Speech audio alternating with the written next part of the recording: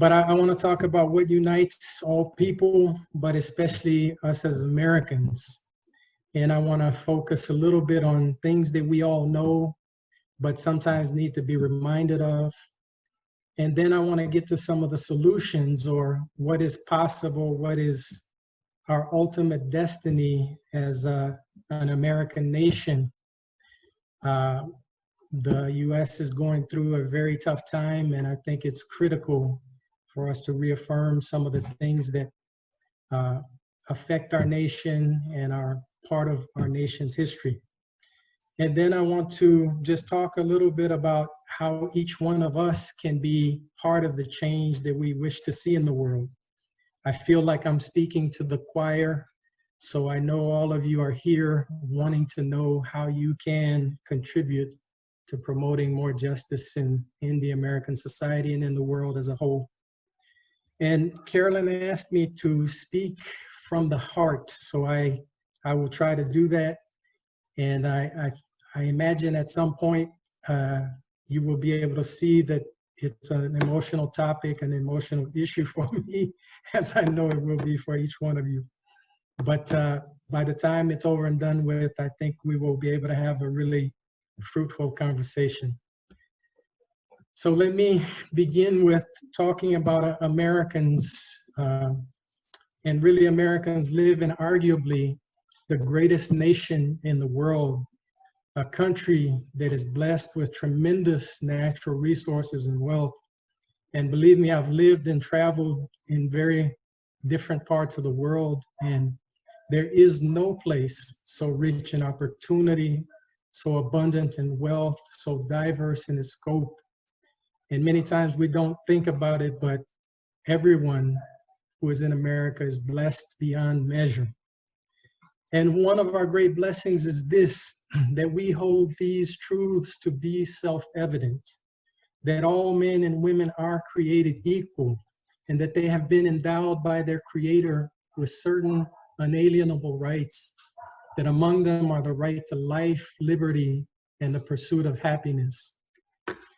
These noble ideals are at the very psyche of what defines us as a people. They're at the very psyche of what defines Americans.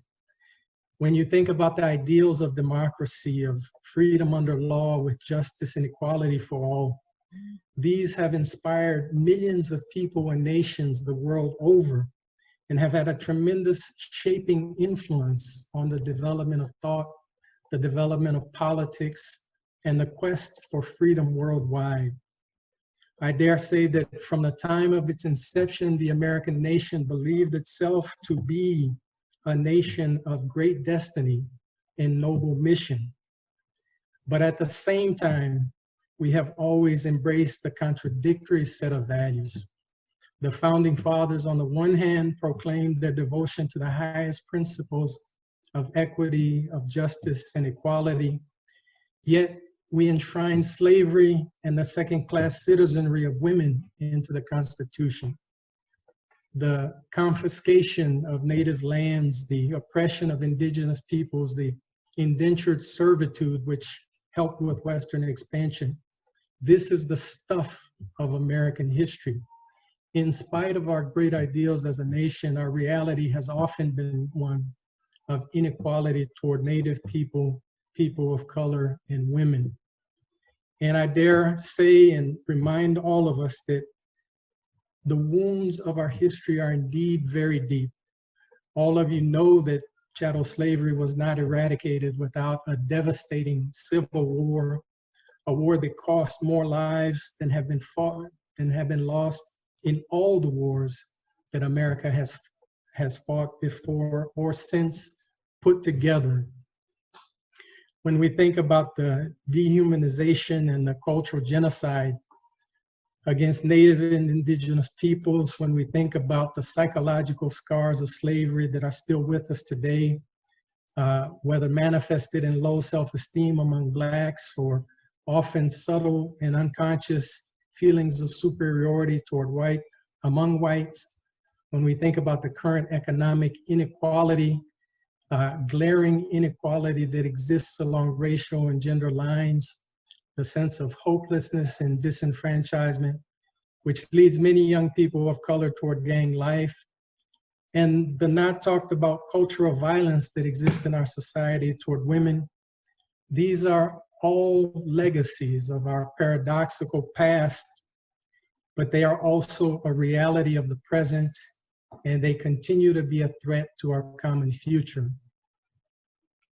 So healing the wounds of injustice by working toward human rights, by promoting unity and inclusion, and safeguarding the fundamental, unalienable rights of every human being is truly what I believe will make this country great and ensure the vision of our forefathers and mothers becomes a true reality. I am a member of the Baha'i faith, and the Baha'i writings state that the best beloved of all things in God's sight is justice, and that the purpose of justice is the appearance of unity amongst men.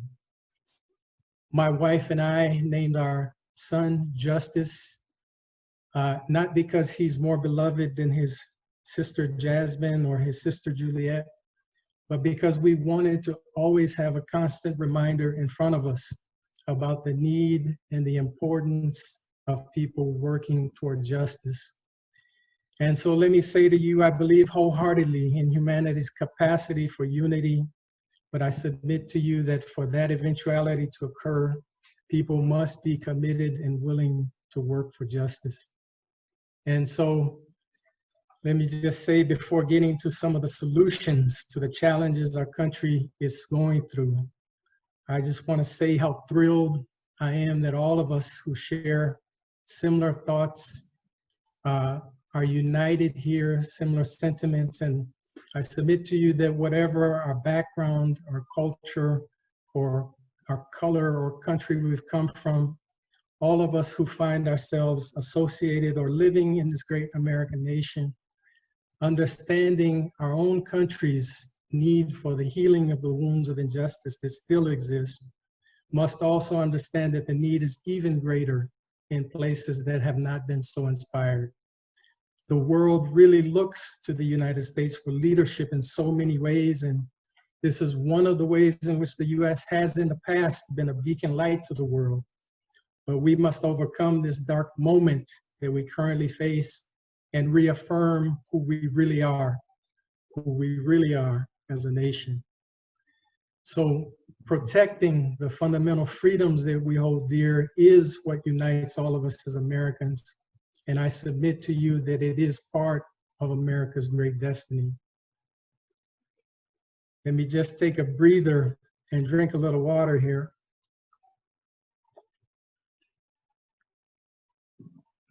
So let me review a little bit of what we know. Racism is a cancer in the world, and you can't treat cancer lightly. All of us who are here want to be part of the solution. That's something else we know. Another thing we know is that Blacks and white and American can have totally different views of what is going on in America. One thing anthropology has taught us is that people define reality based on what they experience.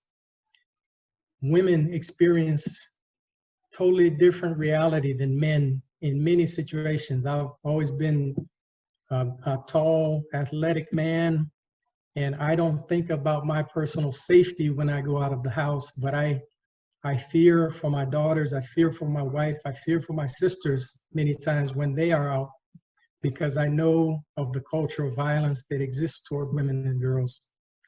And so we may live in similar situations, but we often experience different realities.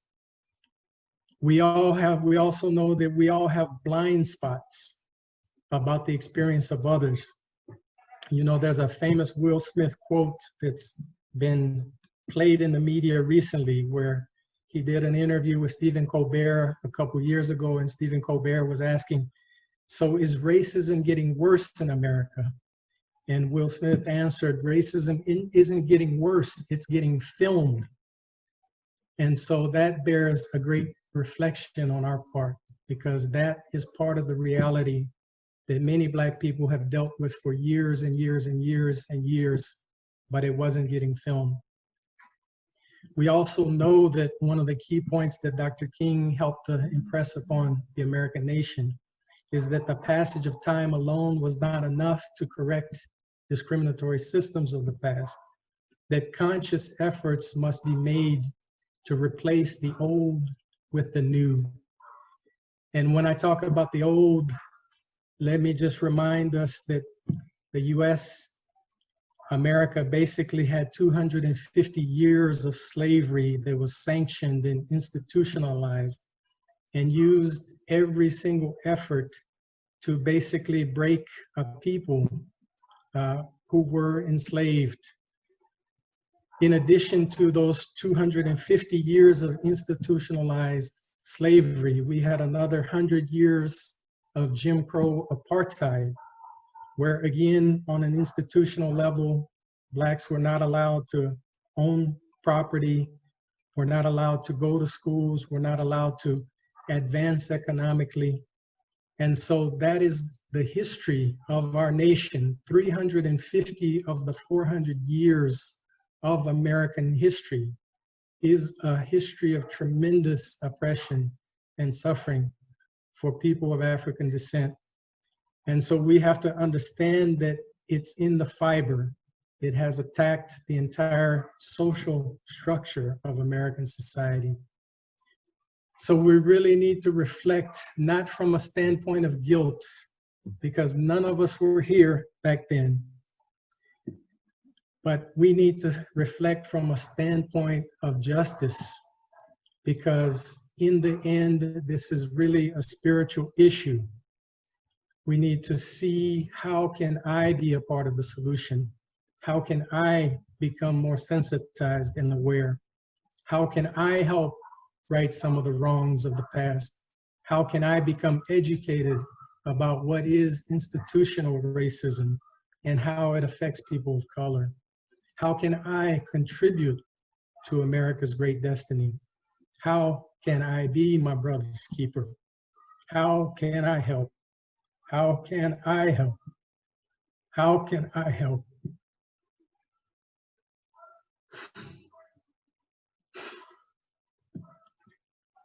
Carolyn asked me to speak from the heart, and once you start doing that, you start to feel a lot more. But something that guides me a great deal in terms of dealing with racial issues is what the Baha'i writings themselves say about the issue of race in America. It says that as to racial prejudice, the corrosion of which has bitten into the fiber and attacked the whole social structure of American society, it should be regarded as constituting the most vital and challenging issue confronting the Baha'i community at the present stage of its evolution. Now, mind you, this was written in a book called The Advent of the Divine Justice, which was published in 1938.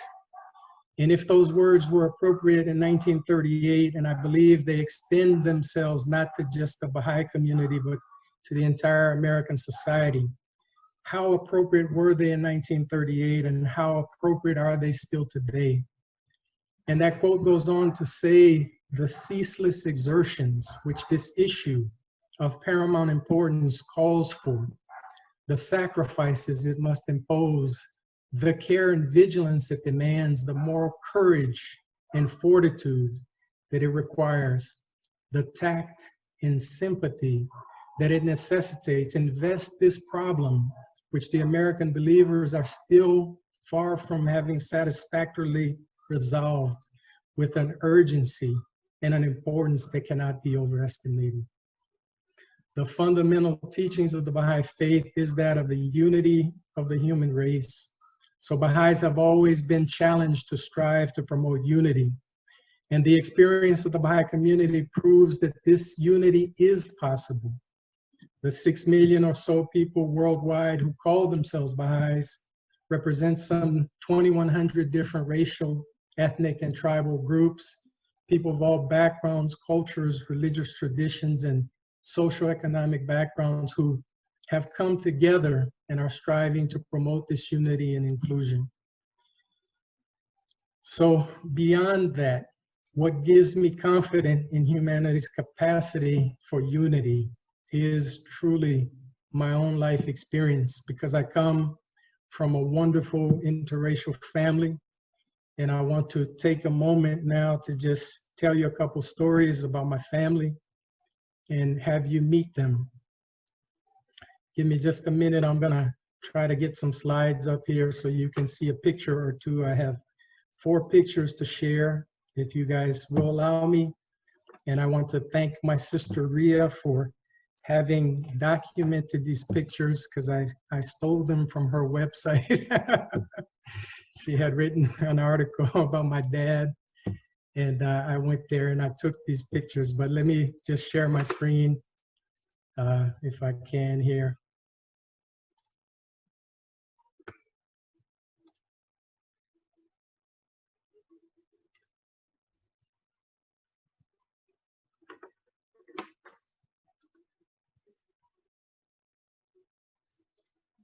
Okay, tell me, are you guys seeing on the screen a picture?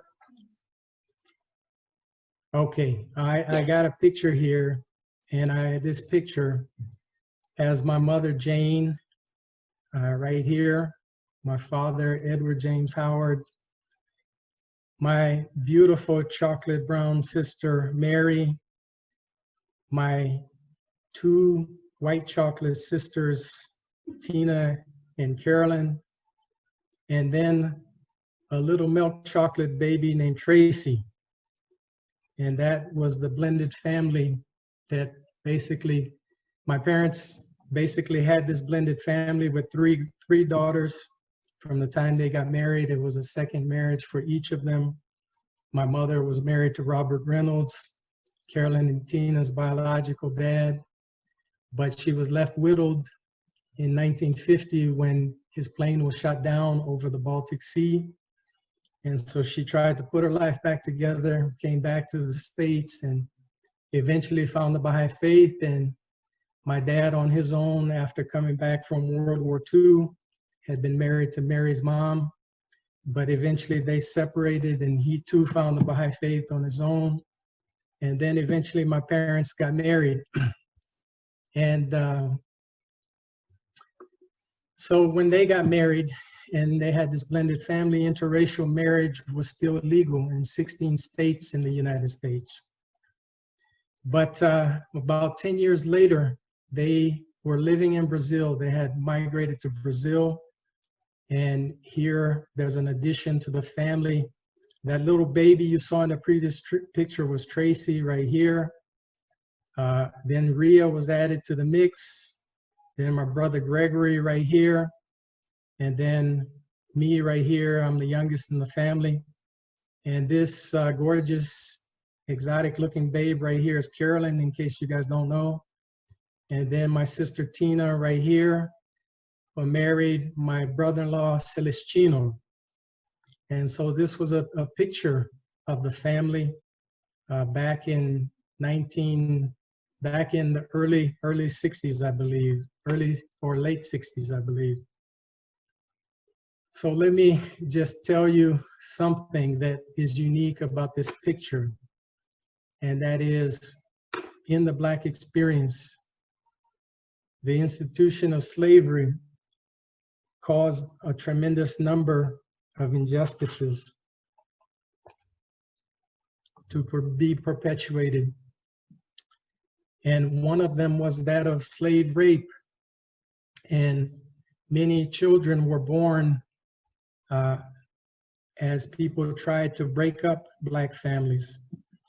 But an ethic in the Black community was that every child is a child of God, and every child is innocent. And so one thing I know that my dad did very consciously in his family is he adopted his 2 white daughters, and he loved them just like he loved every one of his other children.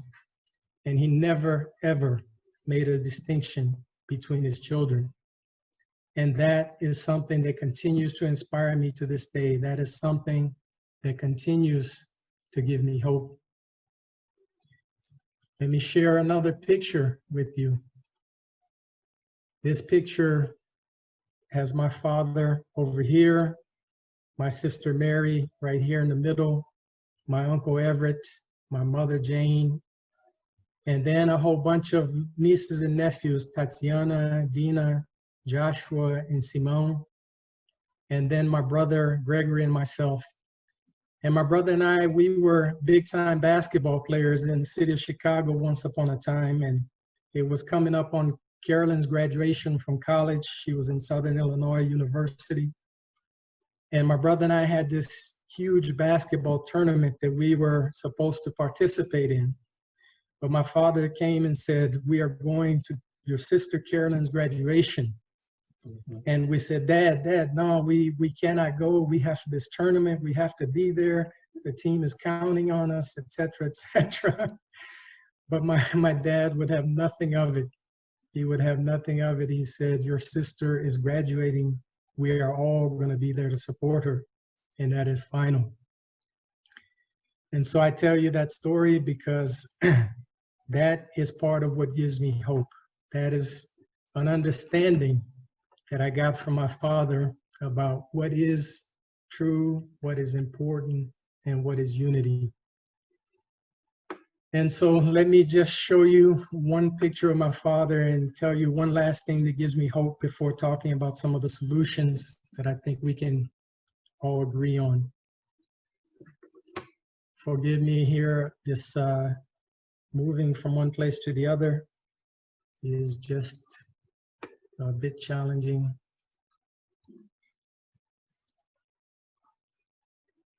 Okay. You guys seeing a picture of my dad on the screen? Okay. The Baha'i writings, Baha'u'llah in his writings once compared people of African descent to the black pupil of the eye surrounded by the white. And Abdu'l-Baha said, in this black pupil is seen the reflection of that which is before it, and through it, the light of the spirit shines forth. This pupil of the eye metaphor, in my understanding, recognizes what African Americans and people of African descent have witnessed and experienced historically, collectively endowing them with a heightened sensitivity to the suffering and oppression and deepening their capacity for empathy, social justice, and interracial harmony. This is what gives me confidence. This is what gives me a great deal of hope for the future. And this is what helps me understand as a person of African descent that all this suffering was not in vain. I was watching a World War II documentary that profiled what was going on in German society during the rise of Hitler. And it was amazing. It was truly amazing, this documentary, because it showed through the dialogue and the rhetoric in German society how Hitler was sowing division and disunity, how he was scapegoating not just Jews, but Slavs and Poles and Russians, anybody in the society who was different. And the slogan, the major slogan that he used in his rhetoric was that of making Germany great again. And in his rhetoric, he outright fueled the fire of white supremacy. And German people were not inherently bad people, but they went along with it. They didn't stand up to the authoritarianism and the bullying. They didn't stand up to the scapegoating and dehumanization. So we are living in a moment where we should all be inspired by so many young people and so many people of all backgrounds in the country protesting and standing up, because it's a big part of the solution. But we must remember that as soon as these protests ends, the work still needs to be done. People in their righteous indignation are finally starting to say that We are better than this. This is not who we are. This is not who we want to be. And this has got to stop. This has got to change. And I want to be a part of the solution. I know that Carolyn gets really, really angry about the issue of race and in America. And I believe that in her heart of heart, she knows on a very deep level that what happened to George Floyd could have happened to her father, Ed, her Black father, Ed. It could happen to her brothers, Charles and Gregory, if we were a shade or two darker. It could happen to her nephew, Joshua, and it could happen to a host of Black friends that she has. So I want to talk about 5 things that I believe are part of the solution, things that we can all be doing to make sure that we are always part of the solution. The first one is to stand up and be counted. White people need to stand up and be counted, just as men need to champion the cause of equality. Whites must stand up and be counted. This is not a Black issue. This is an American issue. It's an issue of justice. When you see injustice, we need to film it. We need to complain about it. We need to say, that offends me. We need to call a spade a spade.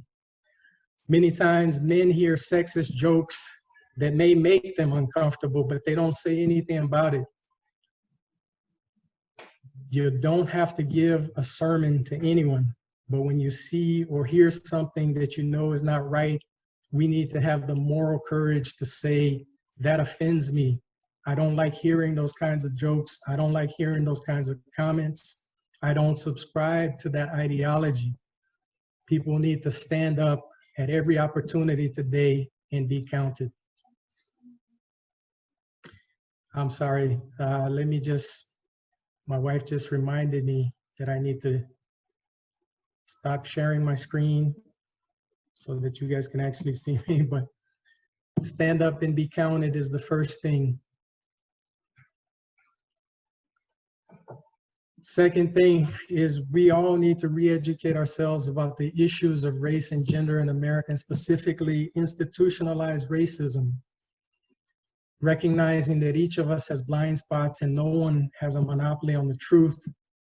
We all have I believe, the responsibility to be lifelong learners on many issues, especially issues of race and gender. You know, in 1973, the US prison population was about 350,000 people. And then in the late 70s and early 80s, through the introduction of minimum sentencing guidelines and for certain crimes and misdemeanors, and the war on drugs, now we have over 2.3 million African Americans in the US prison system. More than 34% of the prison population in the US are people of African descent. And according to 2014 Human Rights Watch report, many tough on crime laws adopted since the 1980s have filled US prisons with mostly nonviolent offenders who are primarily Black, Puerto Rican, or Native American, but the vast majority are people of African descent. So African Americans are incarcerated at more than 5 times the rates of whites in the US. There are a host of injustices in American society that persists if we don't understand the issue of institutionalized racism and policies that can contribute to unjust outcomes. A third thing that I want to mention before we get into our conversation is engage in dialogues about racial and gender issues. Everyone must be able to engage and not be afraid. Develop friendships with diverse people and ask them about their reality, what they experience. And don't fall into the trap of what's called a politeness conspiracy. Don't be afraid to talk about racial and gender issues. That's really how we learn. That's how we become sensitized. And so many whites don't want to talk about sensitive issues because they don't want to be uncomfortable and they don't want to make other people uncomfortable. When I was in college in one of my African American studies classes, I read a book called Black and White Styles in Conflict.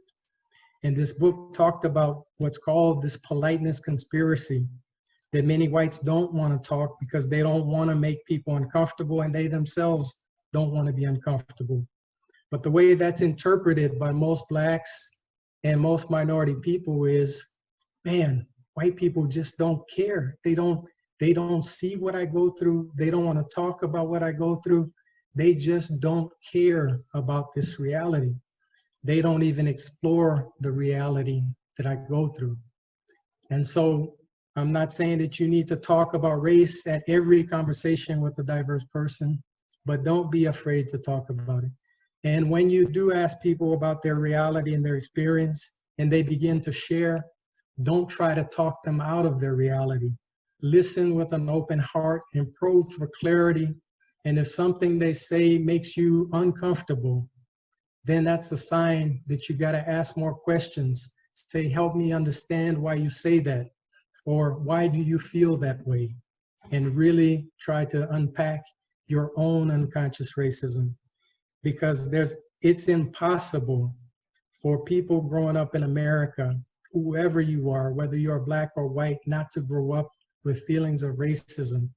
It's impossible for men growing up in a sexist world to not be sexist in some way or another. So it's just part and parcel of us living in the water that we live. And we need to be able to overcome it by educating ourselves.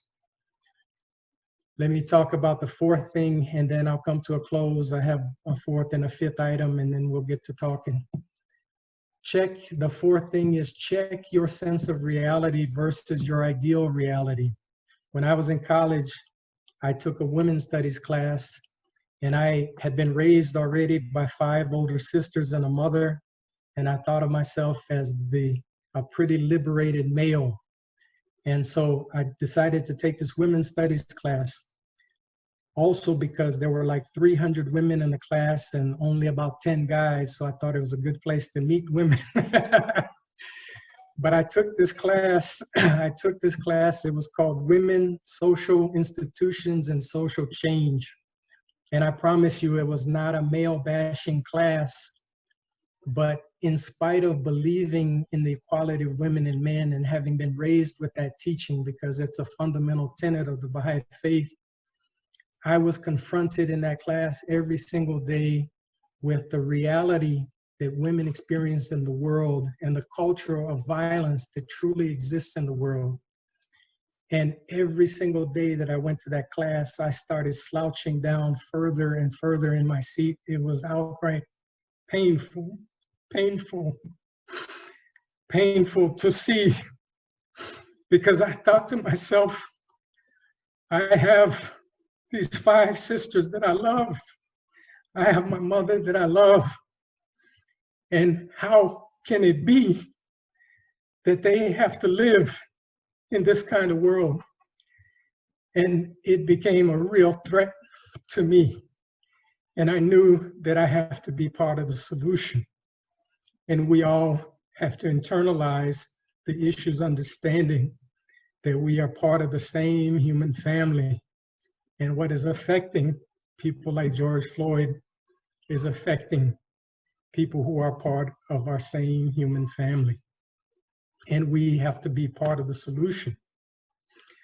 And so the last thing I want to leave you with is helping to build bridges among diverse people, promoting close association, friendship, and fellowship across racial and ethnic lines. You know, the late Thurgood Marshall, the first African Americans to serve on the Supreme Court, after almost 20 years on the court, he said the justice system can force open doors and sometimes even knock down walls, but what it cannot do is build bridges. And that responsibility belongs to you and you and you. In the 1980s, the Baha'i community also published a compilation entitled Race Unity, America's Most Challenging Issue, that I hope Carolyn and Rick will make available to all of you, because it's truly worthy of study and reflection. And in it, in this compilation, it offers a tremendous amount of guidance on dealing with the racial issue in America. But it says that no change in race relations will come about without close association, friendship, and fellowship among diverse people. It's really only when we start to see the oneness of each other that we will break down the barriers that keep us apart. And so that close association, friendship, and fellowship is vital to the work that lies ahead. I hope you will forgive me for my emotions, but I wanted to just give us a starting point for any dialogue or discussion that you guys might want to have. Okay.